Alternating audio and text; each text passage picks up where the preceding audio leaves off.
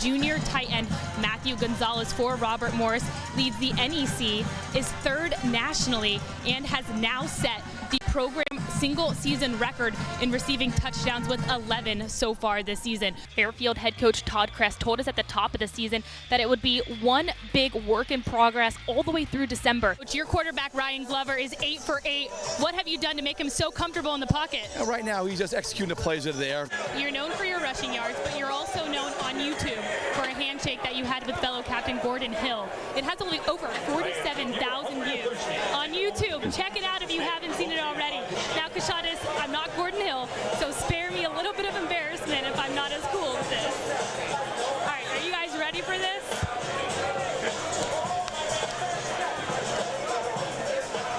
That's all. On the other side, for the Pioneers, their word this year is resiliency.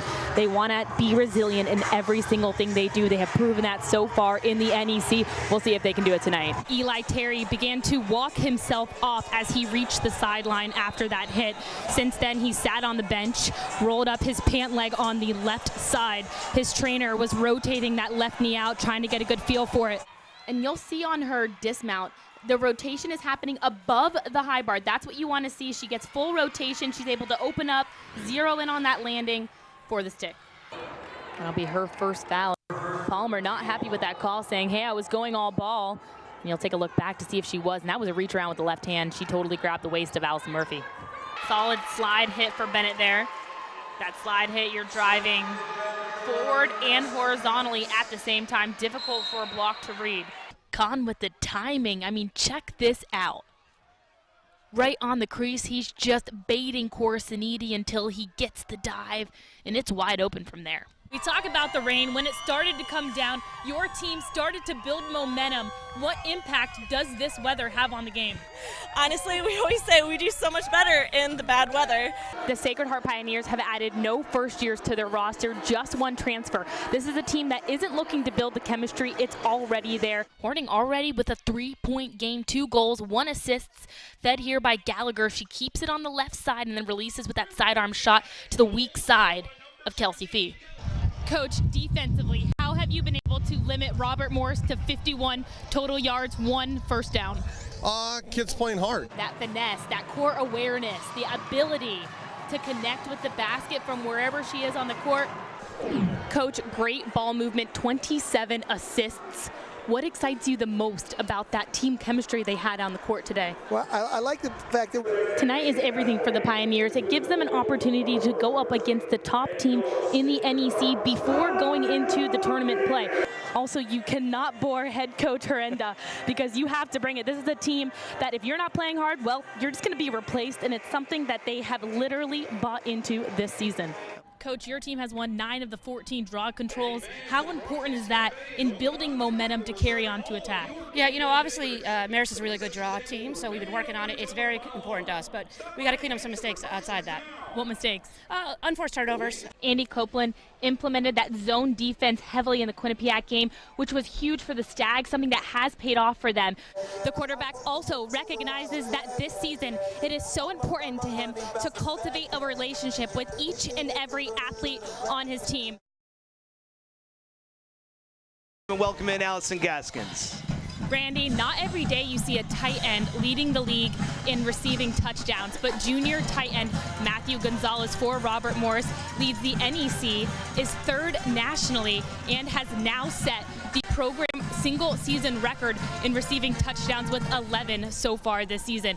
Gonzalez is a key component of the Robert Morris offense and a big target inside the red zone. You have to watch out for his size and his athleticism. He will definitely be a factor to watch in this game, along with the wind we have here on field level.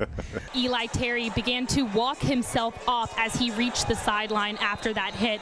Since then, he sat on the bench, rolled up his pant leg on the left side. His trainer was rotating that left knee out, trying to get a good feel for it. He seemed to be doing all right. He popped up. His face was in good spirits, still talking with his trainers, but right now it does look hopeful for the senior running back.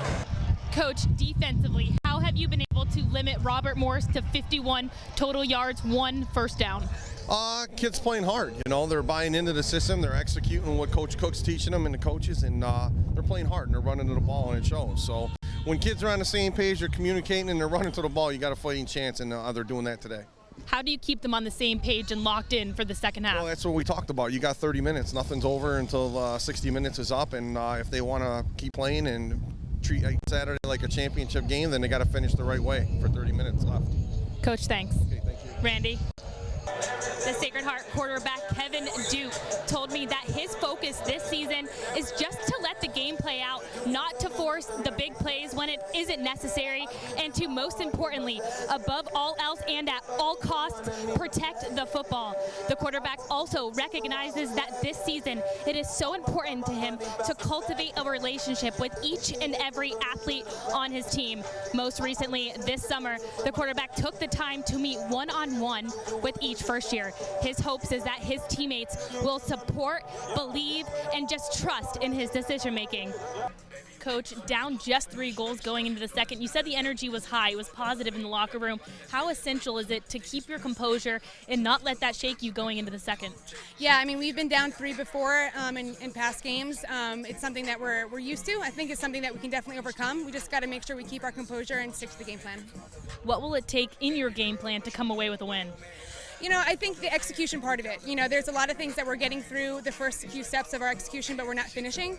So finishing is going to be good, and executing, I think, would be the biggest thing. Coach, thanks. Thank you so much. JJ.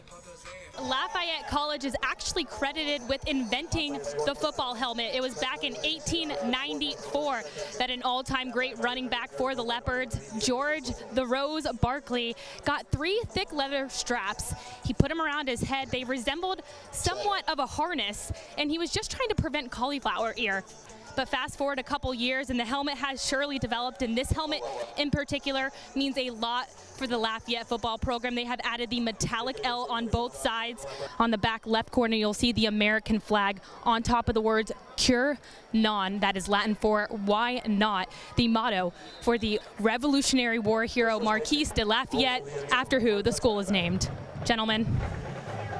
That was quite the history lesson, Professor Gaskins. I feel like I should go on Jeopardy. Yes, I'll take Lafayette history for $200 after that history lesson we got. Holy Family head coach Jeff Rotondo told us that this match against New Haven is all about battling through the adversities in every single way. The Tigers, familiar with adversities here in Connecticut, as coming off their win in 3 sets last night against the 4th-seeded Malloy. The team went out to get pizza, got back to their bus, and found that it was stuck in all the snow. So all of the athletes had to get out of the bus, and they worked together as a team to push it free from the snow. Yes, there is a video of this. It has gone viral back in their hometown of Philadelphia. You can also see it on Fox 29. This program has realized that if you can push a bus free of ice, then you can do anything, like win this match against the Chargers. 149 yards rushing.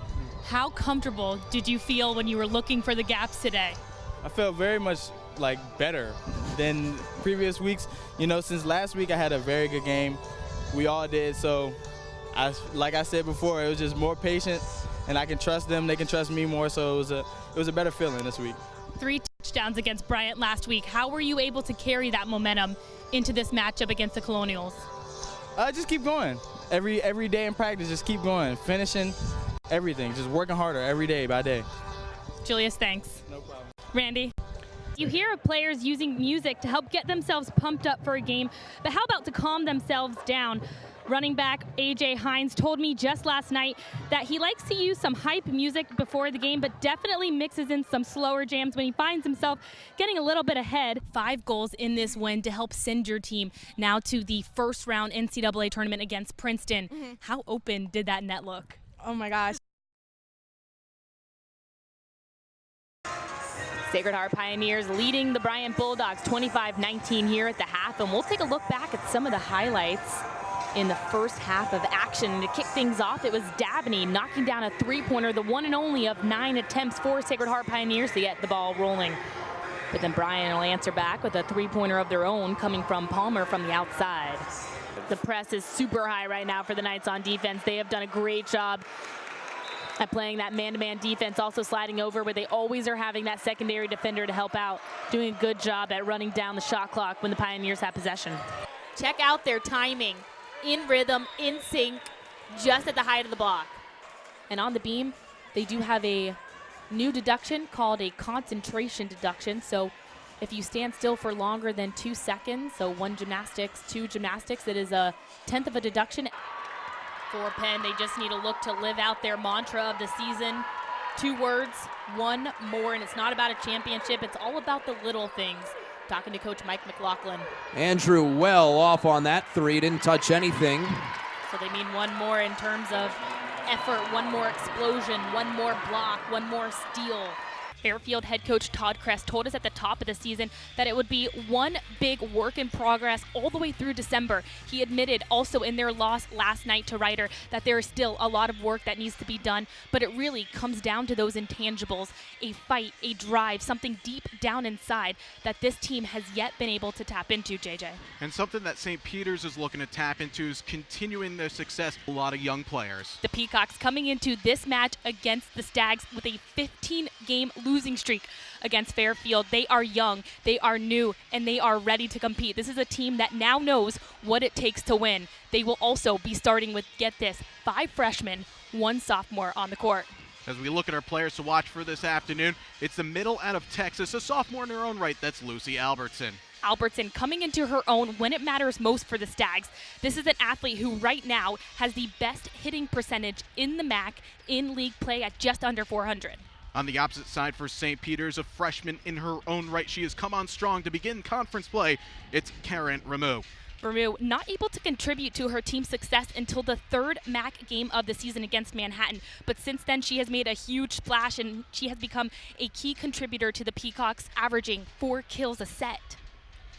What jumps out right now, I'll tell you, for head coach Allison for Yale, are those 10 assists at the bottom of that graphic that you're looking at right now. She said, we are always better when we're sharing the ball. Roxy Behrman talks a lot about the assist game and sharing the ball on offense after every matchup here at home, so I know that has been a big focus for their program. It's so important to convert on those opportunities when they're given to you. Taking a look back here, Sam Higgins again, right to Nixon, turns, looks, wastes no time with that quick stick to the top corner, right over the head of Daly. And this time Mackenzie Hewitt draws it. Again, you see position established defensively. Hewitt drawing that offensive foul.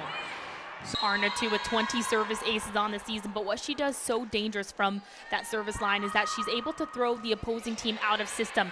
She targets their setter. If you try to look into the huddle, you might not get a good view of the board that Coach Herenda is holding, but at the top of every game, he writes on the bottom of his board every second of every possession for 40 minutes, if not more. So that is their motto going into every single game, and right now he probably just wants to tell his athletes, hey, you are not giving it your all every single possession that you've had. You've had a couple turnovers, a lot of missed basket opportunities, so we need to clean up that game. Wayne competing a Yuchenko full, big hop back. They do deduct for the distance that you hop back, so a bigger hop is going to be a bigger deduction. We'll take a look back at that bar routine though by Warren. There's the Ginger release move. You want to see a little bit higher than that free hip to a handstand as she connects to a bail down to the low bar, and she'll finish off with that full turn connected to a double back dismount. That's going to get you those extra bonus points, and most importantly, the stuck landing, last thing the judges see. As for Wang, competing that Yuchenko full form, impeccable. The only deduction I saw on that vault was the hop back at the end. You want to try to glue your feet to the mat for that stick. It has been a long 18-game road to get here to the opening round of the NCAA tournament, and it hasn't been easy down the stretch for either program. For Wagner in their NEC tournament, they won their semifinals and their finals game by just a goal. On the other hand, for the Stags, they were pushed into overtime in their championship game for the MAC against Siena. So both programs really excited to make it here to the opening day. The 6'4" center is the reigning Ivy League Rookie of the Year. She has not let down this season either. She is first in the Ivy League, second in the nation with over 3 blocks per game. She also leads the Ivy League in field goal percentage and is 6th in points per game. She completely controls the post. McManus diving in and away inside the crease, which is allowed this season, and a good feed there by Matt Campbell to help him out. Behrman just showing off her athleticism, her basketball IQ here, making it all work in her favor. Starting with a wolf turn. A wolf turn, you want to see that leg straight out from the hip. You don't want the chest to drop, and you want to see barely any movement. 30th goal now of the season for The senior attacker, Drum looking really good in this carry. Top of your screen, battling just through one defender. She protects her stick, and then she goes cross-body for the shot to the far left side. But look how fast Princeton works its way inside and then back out. They're really testing the defense. They move so quick, and they connect really well on their passes. Third and final pass. That's that Rudy, that front 1.5. Chest was a tad low on that landing. But she has a lot of spunk. Now 1 for 12 from the three-point range. That's a stat that's definitely going to stick out to head coach Jessica Minetti. We talked after the LIU Brooklyn game, and she was saying how they had 11 three-pointers in that game and just how important it was to be able to knock those in, builds confidence. It's something that they've been looking to do all season long. They need to keep Bryant off that glass because Bryant is crashing the glass. They're getting those offensive, defensive rebounds, and they're averaging 10 more a game right now than the Pioneers. For the Blackbirds, they really do need to protect the ball. Right now, they're averaging almost 20 turnovers per game. They also can't be shy in scoring because they are last in scoring in the NEC right now. They also need to work Erica Russell into the offense. This is a transfer who finally has had the ability to play in the last 2 games. Since then, she's averaged just under 10 points a game. It has been 13 consecutive weeks of competition that landed the best of the best here in the individual finals at the national championships.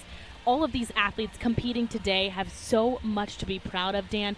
They put in work, they put in heart, they put in effort, and here they are. They get to compete for a national title on one of the 4 events.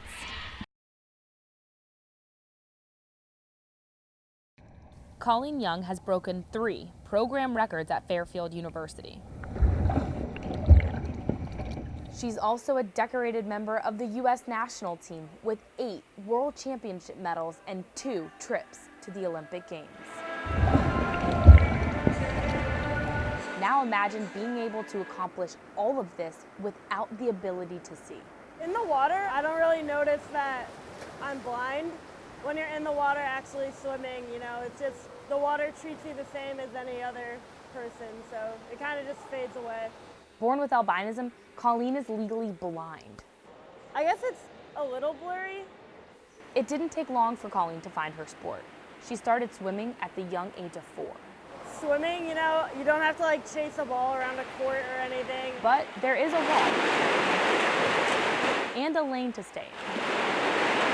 A lot of people with visual impairments count their strokes, and I probably should, but I don't. But yeah, I look at the black line, and then depending on like the pool or something, I'll either take 1 stroke after that or 2, and then I'll flip. Her system worked well enough to become the youngest member at 14 to earn a spot on the U.S. Paralympic team for the London Games, a bronze 4 years later in Rio, and finally a gold at Worlds in 2017. To win gold and to hear like the national anthem play like on top of the podium, like there's really no other feeling like that. I teared up a bit. It was pretty special.